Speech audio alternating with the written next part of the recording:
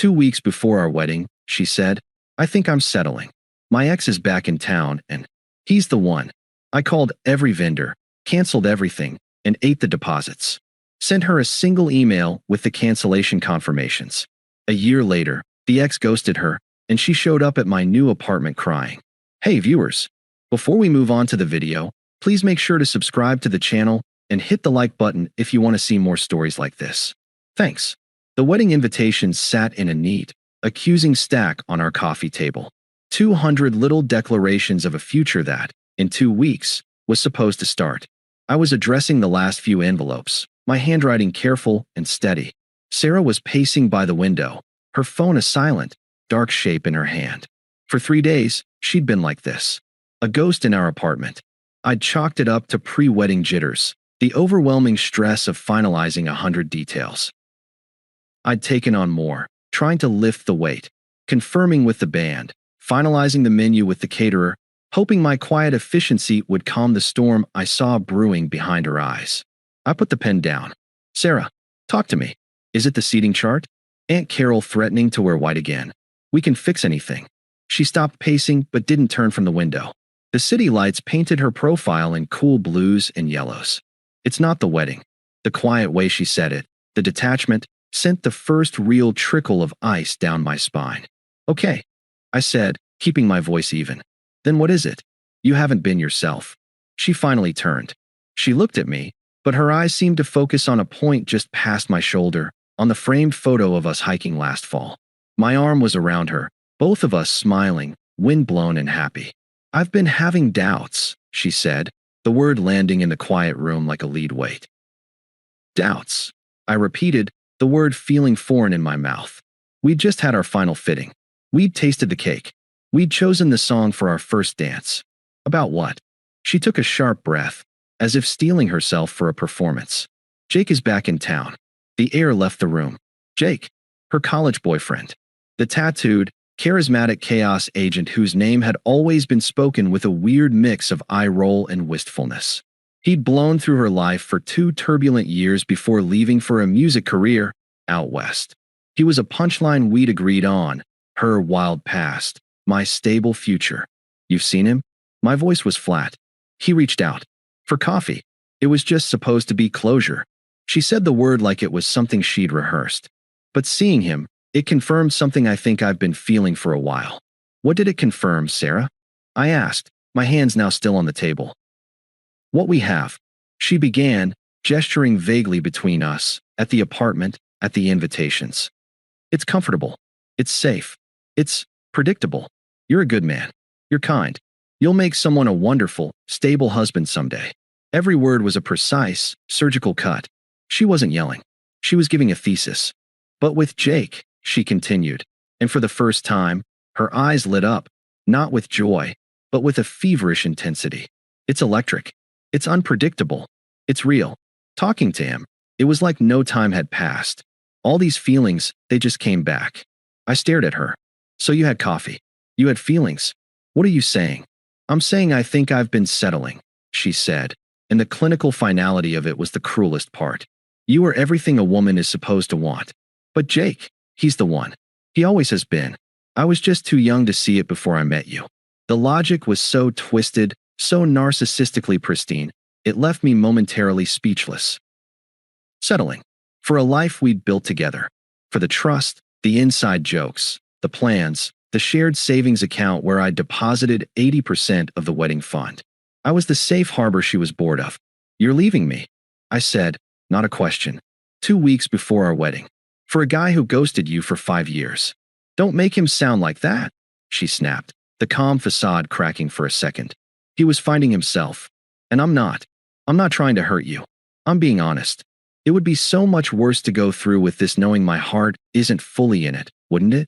That would be the real betrayal. There it was. The masterpiece of manipulation. She was the brave one, the honest one, sparing us both a lifetime of mediocrity. My devastation was just collateral damage on her road to authenticity.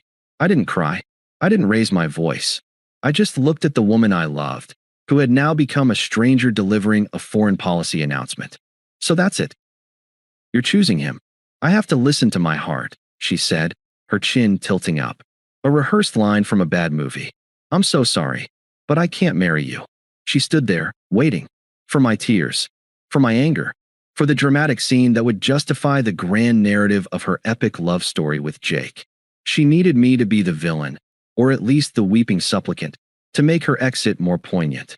I gave her nothing. I just nodded, a slow, mechanical movement. Okay.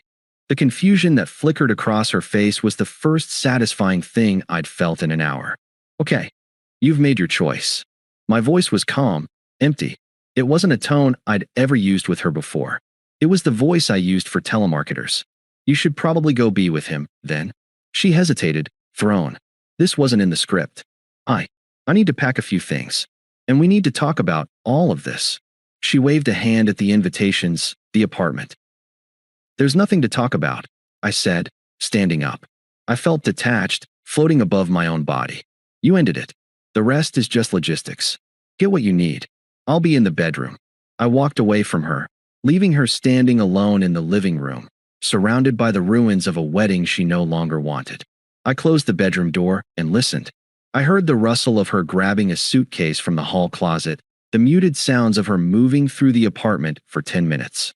Then the front door opened and closed with a soft, final click. The silence she left behind was the loudest sound I'd ever heard. I didn't sleep. I sat on the edge of the bed she'd just emptied her side of, in the dark, and let the numbness hold me together. When the gray light of dawn crept in, the numbness had crystallized into something else. A cold, clear, singular purpose. The wedding was a contract. She had voided it. My job was to administratively terminate all associated assets. I made coffee. The familiar routine was an anchor. I took out my laptop and opened the master wedding spreadsheet, my creation, color-coded, with contacts, costs, and deposit dates. I felt no anger looking at it. It was just a project plan for an event that was no longer occurring. I started a new list on a fresh document. A kill list. Venue, the Riverside Conservatory. Caterer, Maison Blanche. Florist, Bloom and Company. Baker, Sweet Artistry. Band, the Silver City Combo. Photographer, Lens and Light. Rentals, Premier Party Supply. My hand was steady as I picked up my phone. I dialed the number for the Riverside Conservatory first. It was 8:02 a.m. Riverside Conservatory, this is Marcia speaking. Hi Marcia, this is Mark Evans. I have an event booking for the 19th of this month. Oh yes, the Evans-Williams wedding. So excited for you folks. What can I do for you? I need to cancel the event. Completely. A pause. Oh, I'm so sorry to hear that. Is everything all right? Would you like to discuss rescheduling? No, thank you. A full cancellation. I understand the deposit is forfeit according to our contract. Well, yes, that's correct. But are you sure? This is very last minute. The full deposit was quite substantial. I'm sure. Please process the cancellation and email the written confirmation to the address on file. Thank you for your help, Marcia. I hung up before she could offer condolences. I didn't want pity. I wanted confirmations. I called the caterer next. Then the florist. My script was the same. Polite, definitive, devoid of emotion. I was a customer service bot executing a command. I need to cancel the order for the 19th. Full cancellation. Yes, I forfeit the deposit. Please email the confirmation. With each call, a piece of our imagined future was dismantled. The salmon entrees, the peony centerpieces, the 3-tier vanilla bean cake, the band's playlist that ended with "You are the best thing." Gone. Converted into lost statements in an inbox. I saved the band for last. The photographer. The rentals. My voice never wavered. I was operating in a vacuum. The financial hit was staggering. Thousands of dollars, most of it from my savings. But the money felt abstract. It was the cost of erasure. A fee to make the phantom future disappear. By 10:15 a.m., it was done. My inbox began to ding, one by one, with PDF attachments titled Cancellation Confirmation. I packed a single suitcase. Clothes, toiletries, my laptop, the small lockbox with my passport and important documents. I didn't take a single photo. I didn't touch her things. I just needed to be gone from this museum of a life that was now defunct. I drove to a budget extended stay hotel on the other side of the city. I paid in cash for a week. The room was bland, beige, and anonymous. Perfect. I opened my laptop. I compiled all the cancellation PDFs into a single file. I opened a new email. I typed her address. The body of the email required no thought. It was a clinical report. To Sarah, subject: wedding arrangements as per your decision. All wedding arrangements have been terminated. Attached are the cancellation confirmations. All deposits have been forfeited. I will be in touch to arrange a time to collect the remainder of my belongings. Mark. I attached the PDF. My finger hovered over the trackpad. There was no rage, no sadness, no satisfaction. There was only the finality of a task completed. I clicked send. Then I turned my phone off. When I powered it back on a few hours later, it erupted. A volcano of notifications. Missed calls. Texts. The first one from Sarah, timestamped 11 minutes after my email. Sarah, what is this? What did you do? Then, 5 minutes later, call me. Now. We need to talk about this like adults. Then, you can't just unilaterally cancel everything. My parents are calling. Then a voicemail. I played it on speaker, my face expressionless. Her voice was shrill, stripped of all its earlier calculated calm. Mark, what the hell is wrong with you? Do you have any idea how much money you just threw away? My mother is hysterical. You can't just, you have to call these people back and fix this. This isn't how you handle a disagreement. Call me back right now, you selfish, insane bastard. Click. I deleted the voicemail. I read the last text that had come through from an hour ago. Sarah, I'm coming over. We are talking about this. She was talking to an empty apartment. I put the phone back on the nightstand, the screen facing down. The silence in the beige room was clean. It was mine. It was the first thing that had been entirely mine in a long time. I lay down on the generic hotel bedspread and stared at the ceiling, listening to it. The beige room became my world. The silence I'd first grasped at like a lifeline soon turned into a deafening roar. It was a vacuum where every thought of Sarah, of Jake, of the wedding that wasn't, echoed with crystalline, painful clarity. The first week was a study in numbness. I'd wake up, and for one blessed second, everything was normal. Then the memory would crash in, not as a feeling, but as a cold, hard fact. She's gone. She chose someone else. You are alone. I checked my phone, a reflex born of years of sharing a life. The notifications were all from her, or her circle. I didn't read them. I just noted their existence like a scientist observing a hostile species. Her messages evolved. After the furious ones about money and embarrassment, they shifted in tone. Sarah, day 3, you're really going to ghost me? After 5 years? This is childish, Mark. We need to discuss the apartment, our things. Be an adult. Sarah, day 5, I get that you're hurt. I am too. This is hard for everyone. But we need to communicate. Jake says this silent treatment is a form of emotional abuse. That one almost made me laugh. A wet, hollow sound in the empty room. Jake says, the man who'd blown up her life was now her relationship guru. I deleted it. The pain wasn't a sharp stab. It was a deep, persistent ache, like a bone bruise on my soul. The unfairness of it was the worst part. I'd been loyal. I'd planned. I'd saved. I'd shown up. And I'd been deemed settling. A safe, boring harbor while she waited for a more exciting ship. The logic of it was a maze with no exit, designed to drive me mad if I lingered in it. I had to get out of the hotel. On day 8, I called Ryan, my oldest friend, the one Sarah had always quietly dismissed as too cynical. Dude, I heard, he said, his voice uncharacteristically solemn. Her sister posted some vague, following my heart crap on Instagram. I put it together. My place. Tonight. I have beer, and I'm not taking no for an answer. I went. Sitting on his cluttered couch, surrounded by video game posters and the comfortable smell of old pizza, I felt the first flicker of something other than numbness. It was sanctuary. So, Ryan said, handing me a bottle. The full story.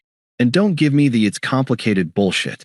Her sister's post made it sound like she bravely escaped a hostage situation. So I told him.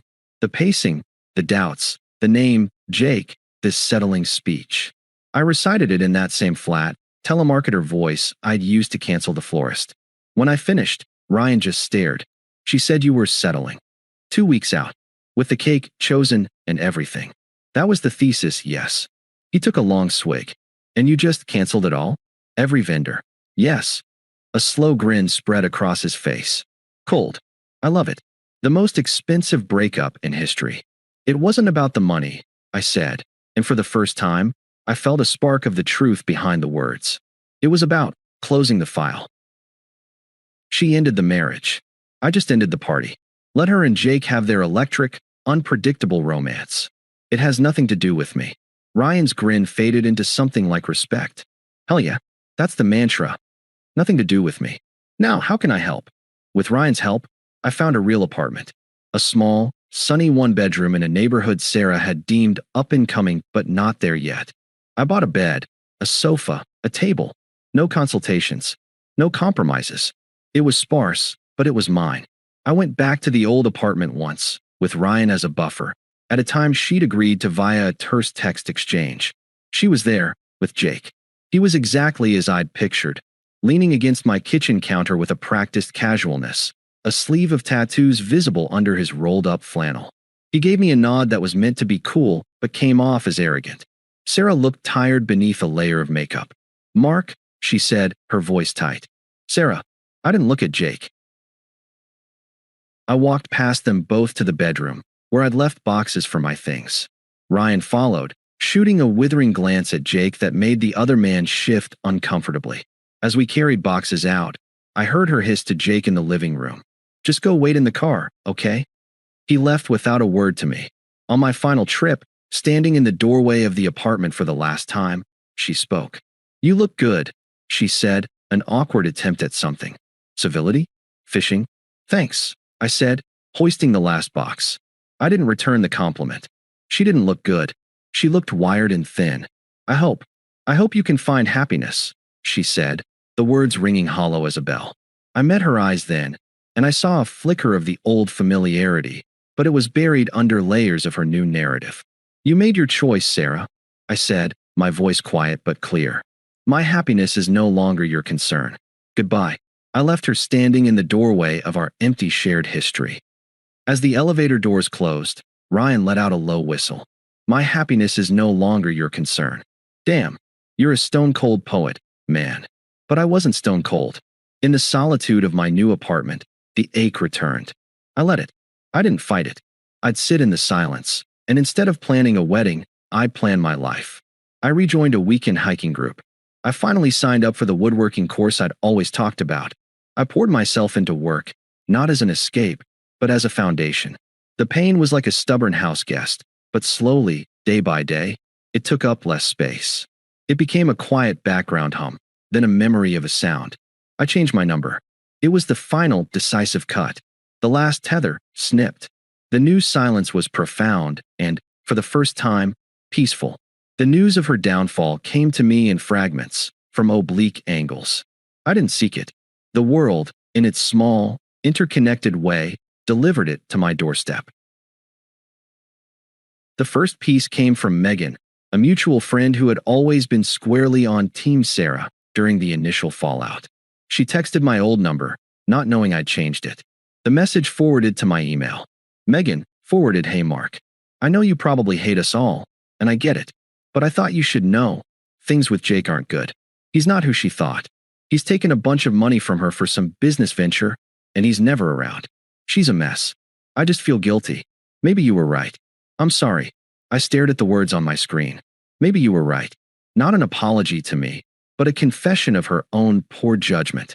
I felt nothing. No schadenfreude, no pity. It was a weather report from a country I'd left. Conditions, stormy. I deleted the email. The second piece was visual. Ryan, ever the vigilant scout, sent me a screenshot. It was from Jake's Instagram, which was set to public. The post was a blurry photo of the open road from a car window. The caption, "Gotta keep moving. On to the next vibe." Victory hand checked Sarah's. Ryan's accompanying text read, "Radio silence for 3 weeks. Then this yesterday." He sent another screenshot. It was a story post, just text on a dark background. It read, "When you realize the adventure was just a detour to nowhere. The plot thickens," Ryan wrote. Or more accurately, collapses. The final, definitive piece came via my parents. My mother, who had been heartbroken but fiercely protective of me, called one evening, her voice laced with grim satisfaction. "You'll never guess who your father ran into at the golf club," she began. "Sarah's dad." I guessed, leaning against my kitchen counter. Through the window, I could see the lights of my new neighborhood twinkling peacefully. Bingo. And he looked, according to your father, like he'd aged 10 years. He was all fake smiles until your dad asked how Sarah was doing. Then he just deflated. My mother paused, and I could hear the clink of her teacup. Apparently, that Jake character bled her dry. Took almost $15,000 for some record studio time. That never happened. Then, last month, he just vanished. Cleared out his stuff from her apartment while she was at work and blocked her on everything. Left her with a maxed-out credit card he'd borrowed. I listened, watching a couple walk hand in hand down the street below. I felt a distant, academic interest. That's unfortunate, I said. Unfortunate, my mother spluttered. It's karmic justice is what it is. She destroyed everything for a common grifter. And now, Mark, listen to this. Now she's telling people she made a terrible mistake, that she was manipulated, that she never stopped loving you. She's trying to rewrite history. Let her, I said, my voice calm. Her history has nothing to do with my present. There was a long silence on the other end. You're really okay, aren't you? She said, her tone shifting from fury to wonder. I'm building a good life, Mom. A quiet one. What she's doing, it's just noise from another room. But the noise was trying to find its way back to my door. A week later, a voicemail appeared on my new, private number. I have no idea how she got it. Her mother's voice, saccharine and strained, filled my car as I drove home from my woodworking class. Mark, dear, it's Linda, Sarah's mom. I know this is highly unusual. We've all been through such a trial, haven't we? That horrible man. He's really done a number on our girl. She's not well. She's lost so much weight. She just sits and cries. She realizes now what she had, what she threw away in a moment of foolishness. We all make mistakes, Mark. You loved her once. As a mother, I'm begging you. Just talk to her. Just a coffee. She needs closure. You're a good man. Don't you think you owe her that? After all your history? The manipulation was so thick, it was almost impressive. Our girl. A trial. Don't you owe her? I felt a cold spike of anger, not for me, but for the sheer audacity. The entitlement that believed my peace was something I owed to the person who shattered it. I didn't delete it immediately. I saved it. I played it again when I got home, sitting in my quiet, clean living room, surrounded by the smell of fresh-cut pine from my class project. I listened to every wheedling, guilt-laden word. Then I drafted a text. I didn't send it to her mother. That would be an engagement. I sent it to Ryan. Me. Her mother just left me a voicemail, playing the sick daughter card, saying I owe Sarah closure. Ryan, LOL. The audacity. What's your move, Ghost General? I looked around my apartment. At the books on my shelf, chosen by me. At the hiking boots by the door. At the half-finished cherrywood box on my workbench. This was my life. It was small, and it was real, and it was untouchable. Me. No move. She's a phantom. You don't negotiate with phantoms. I deleted the voicemail. The chapter was over. The main character had moved on. But as I turned off the light, a cold certainty settled in my gut. Phantoms don't always know they're dead. And this one, desperate and unraveling, was going to try to haunt a place that was no longer her home. The first text arrived on a Tuesday evening. I was sanding the edges of the cherrywood box, the rhythmic swish-swish of meditation. My phone buzzed on the workbench. Unknown number. Mark. It's Sarah. I know you changed your number. I had to beg my cousin who works at the cell provider. Please don't be angry. I need to talk to you. The sawdust in the air seemed to hang still for a second. I felt nothing but a mild, distant annoyance at the breach of my peace. I placed the phone face down and continued sanding. The notification light blinked insistently for a while, then went dark. 2 days later, another. Unknown number. I know you're seeing these. Please. I made the biggest mistake of my life. What Jake and I had, it wasn't real. It was a fantasy. What we had was real. I'm so sorry for how I said everything. For everything. Her words were a broken record, scratchy and out of tune. The grand romance had been reduced to a fantasy. The electric connection was now a mistake. I deleted the message. The following week, the phone rang. The same unknown number. I let it go to voicemail. An hour later, the notification popped up. I played it while stirring pasta on my stove. Her voice was thick, wobbly. Hey, it's me. Look, I'm at my parents' place. Jake's gone. He took money. He took everything. And all I can think about is how I threw away the one good, real thing I ever had. With you. I'm so lost, Mark. I don't expect you to forgive me. I need to hear your voice. I need to know if there's even a 1 in a million chance you could ever look at me again. Please, call me back. There it was. Not an apology for me, but a confession of her loss.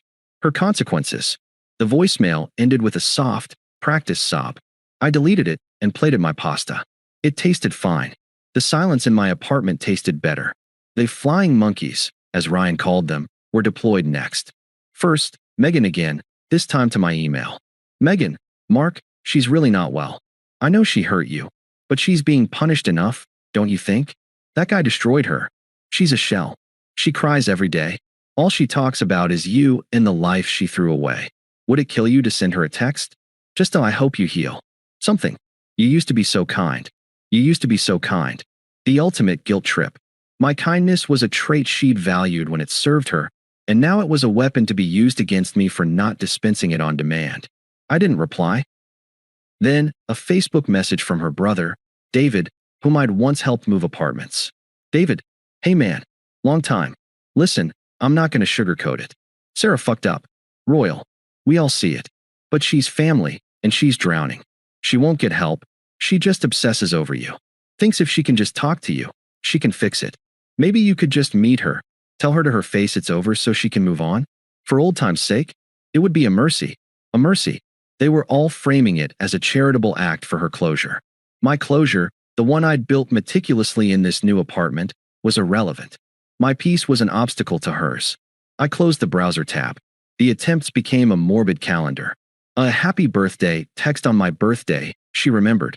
A Merry Christmas email, generic, but from her. Each one I met with the same void. Silence was my reply. It was the only reply she couldn't twist, couldn't argue with, couldn't use as fuel. Then, on a rainy Thursday evening, the silence broke. My doorbell rang. I wasn't expecting anyone. Ryan had a key for emergencies. I peered through the peephole. She was there.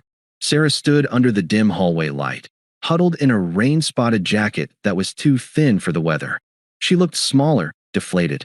The careful, polished beauty was gone, replaced by a raw, sleepless anxiety. Her eyes were fixed on my door, wide and desperate. My heart didn't leap. It didn't sink. It just beat, steadily, indifferently. I considered not answering, but I knew this phantom would keep rattling its chains at my door. It was time to make the silence audible. I took a slow breath, unlocked the door, and opened it just enough to stand in the frame. I didn't step out. I didn't invite her in. She flinched as if struck by the sight of me. "You're here," she whispered. "I live here," I said, my voice neutral. "You didn't answer any of my calls. My texts." Her voice trembled, tears already welling. The performance was beginning. "No," I agreed. "I need to talk to you. Can I come in? Just for 5 minutes." "No." The blunt refusal stunned her. She blinked, the tears spilling over. "Please, Mark. I'm not okay. Jake, he used me. He lied about everything. He took money and he left. He ghosted me." She choked on the last word, the irony apparently lost on her. I waited. I said nothing. Her frustration bubbled up at my calm. "Say something. I'm here. I'm humiliating myself. Don't you see what I threw away? We had a whole life planned. A home, a family, and I ruined it for a lie." She was rewriting history in real time. Our plans were now her lost treasure, not the settling she'd scorned. "You were right," she pleaded, taking a half step forward. I didn't retreat. My stillness was a wall. About everything. I was blind. I was stupid. I never stopped loving you. It was always you. That was the line. The one she'd probably practiced in the mirror. It hung in the damp hallway air, cheap and theatrical. I finally spoke. "What you're going through," I said, my tone flat, conversational, "has nothing to do with me." She stared, her mouth slightly open. "What? Of course it does. It's because of you. Because I lost you. You didn't lose me, Sarah. You handed me back. You were very clear. Jake was the one. I was settling. You made your choice. But I chose wrong," she wailed, her composure cracking into genuine, ugly distress. "It was a mistake. People make mistakes. Don't you believe in second chances? Don't you believe the love we had is worth saving?" I looked at her, this stranger crying on my doorstep. I felt a vast, untouchable distance between us. The love we had ended the moment you decided it was settling. You didn't want a second chance with me then. You wanted an upgrade. You don't get to call for a reset now that the upgrade was defective. Her face contorted, hurt flashing into anger. The true colors. After everything I'm going through, you're just going to stand there and be this cold? You're really that vindictive? After what you did, canceling everything and humiliating me in front of everyone. There it was. The core of it. The humiliation. The money. The social fallout. Not remorse for my pain, but rage at her consequences. I didn't humiliate you, I said, my voice still quiet, final. You humiliated yourself. I just accepted your decision and handled the logistics. Goodbye, Sarah. I began to close the door. Wait, she cried, throwing a hand out. You'll never forgive me, will you? You'll hold this over me forever. I paused, the door just ajar. I looked at her one last time, not with anger, not with pity, but with pure, absolute clarity. There's nothing to forgive, I said. You're just someone I used to know. I don't think about you. You should go. I closed the door. The soft, solid click of the deadbolt engaging was the period at the end of the sentence. I stood there, listening. I heard a muffled sob, then the sound of her footsteps, slow and heavy, fading down the hallway. Then, nothing but the gentle patter of rain against the window. The silence returned. It was no longer empty. It was full, rich, and entirely my own. I didn't move from the door for a long minute.